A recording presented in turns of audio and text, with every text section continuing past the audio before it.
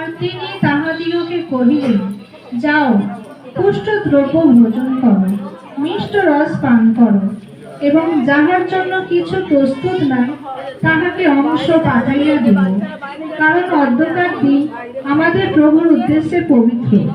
তোমরা বিষণ্ণ হইও না, কেননা সদাপ্রভুতে যে আনন্দ তাহাই তোমাদের শক্তি। আমেন।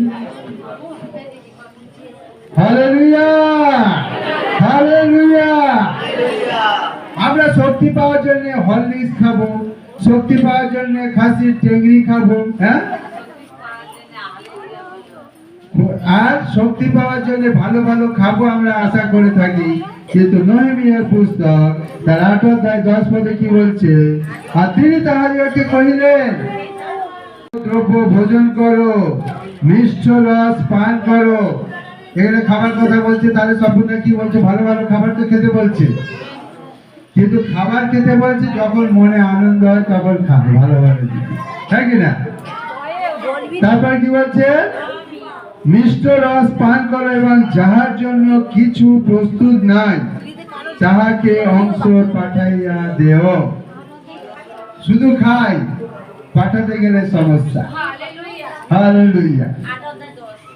কারণ অধ্যকার দিন আমাদের প্রভুর উদ্দেশ্যে পবিত্র। তোমরা বিষণ্ণ হইও না, কেননা সদাপ্রভুতে যে আনন্দ তাহাই তোমাদের শক্তি। হালেলুয়া।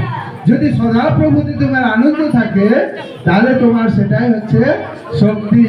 কে তোমার বিরুদ্ধে গেল, কে তোমার সম্পত্তি একটুখানি বাড়িয়ে নিল, কে তোমার হানি করলো, কোনো কিছু তোমার সেই আনন্দ শক্তি কেউ তোমার জীবনে আর পরিচালনা করতে পারবে না। তাহলে ঈশ্বরের শক্তিটা কি?